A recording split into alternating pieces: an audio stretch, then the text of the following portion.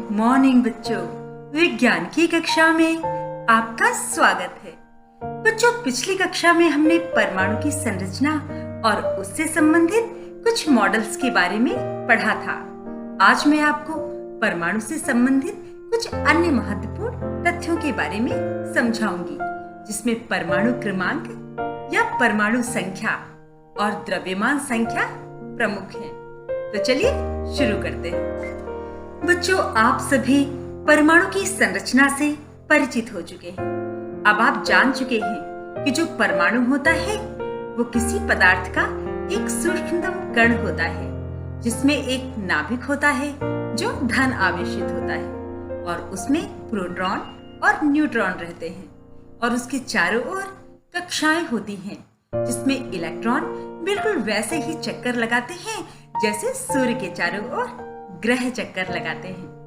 बच्चों, आप चित्र में देख पा रहे होंगे कि एक नाभिक है और उसके चारों ओर इलेक्ट्रॉन चक्कर लगा रहे हैं। तो बच्चों, ये जो नाभिक होता है इसमें प्रोटॉन और न्यूट्रॉन है और उसके चारों ओर इलेक्ट्रॉन है। बच्चों, पिछली कक्षा में मैंने आपको बताया था कि जो परमाणु होता है वो उदासीन होता है, और उदासीन इसलिए होता है क्योंकि परमाणु में जितने प्रोटॉन होते हैं उतने ही इलेक्ट्रॉन होते हैं। तो मान लीजिए कि प्रोटॉनों की संख्या 5 है, तो इलेक्ट्रॉनों की संख्या भी 5 ही होगी। तभी तो जो हमारा परमाणु है वो उदासीन होगा, है ना? तो जो नाभिक के अंदर प्रोटॉनों की संख्या होती है वही परमाणु संख्या या परमाणु क्रमांक कहलाती है।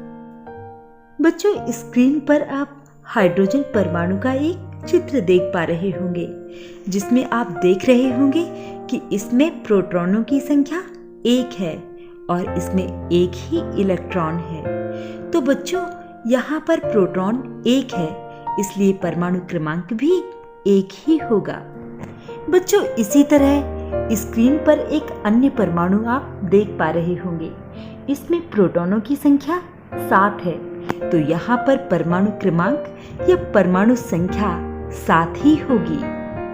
तो ये जो परमाणु क्रमांक है उसे हम कैपिटल Z से व्यक्त करते हैं। जब कहीं पर भी हम परमाणु क्रमांक का प्रतीक लिखते हैं तो हम कैपिटल Z लिखते हैं। बच्चों, परमाणु क्रमांक को हम तत्व के संकेत के नीचे की तरफ लिखते हैं, जैसा कि आप चित्र में देख पा रहे होंगे कि X नाम का एक तत्व है जिसमें परमाणु संख्या या परमाणु क्रमांक नीचे की तरफ लिखी गई है।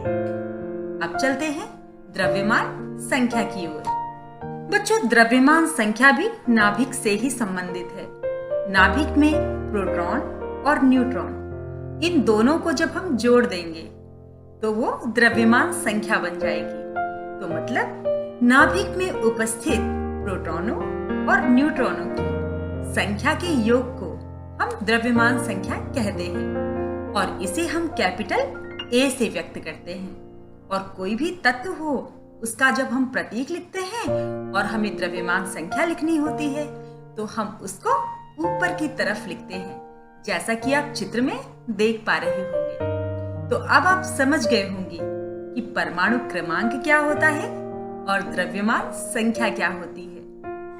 तो अब अगर आपसे कोई परमाणु क्रमांक या परमाणु संख्या पूछेगा तो आप उन्हें बता सकते हैं कि प्रोटॉनों की जो संख्या होती है उसे ही परमाणु क्रमांक या परमाणु संख्या कहते हैं। और जो नाभिक का कुल द्रव्यमान, मतलब जो नाभिक होता है उसमें प्रोटॉन और न्यूट्रॉन होते हैं, जब उन दोनों को जोड़ देते हैं तो क्या बन जाती है?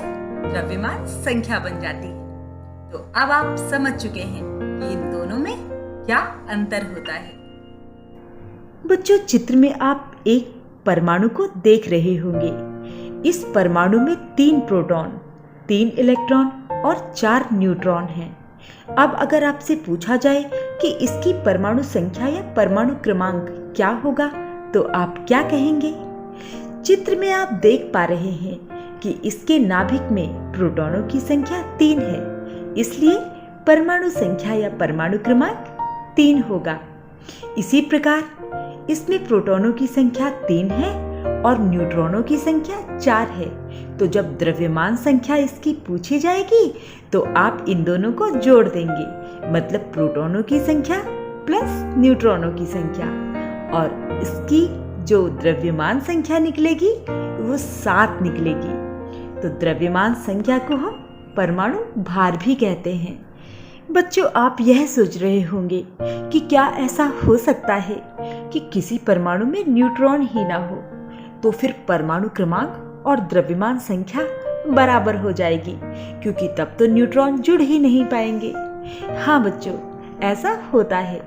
हाइड्रोजन परमाणु में न्यूट्रॉन नहीं होते, प्रोटॉन और इलेक्ट्रॉन एक एक होते हैं और इनकी इसीलिए परमाणु क्रमांक और द्रव्यमान संख्या एक जैसी होती है, मतलब एक होती है। जैसा कि आप चित्र में देख पा रहे होंगे कि हाइड्रोजन परमाणु में एक द्रव्यमान संख्या और एक ही परमाणु संख्या है। बच्चों, आज के लिए इतना ही। अब आगे की कक्षा में मैं आपको समझाऊंगी कि समस्थानिक क्या होते हैं और आयन कैसे बनते हैं। तो आगे की कक्षा जरूर ध्यान से देखिएगा। तब तक के लिए बाय बाय।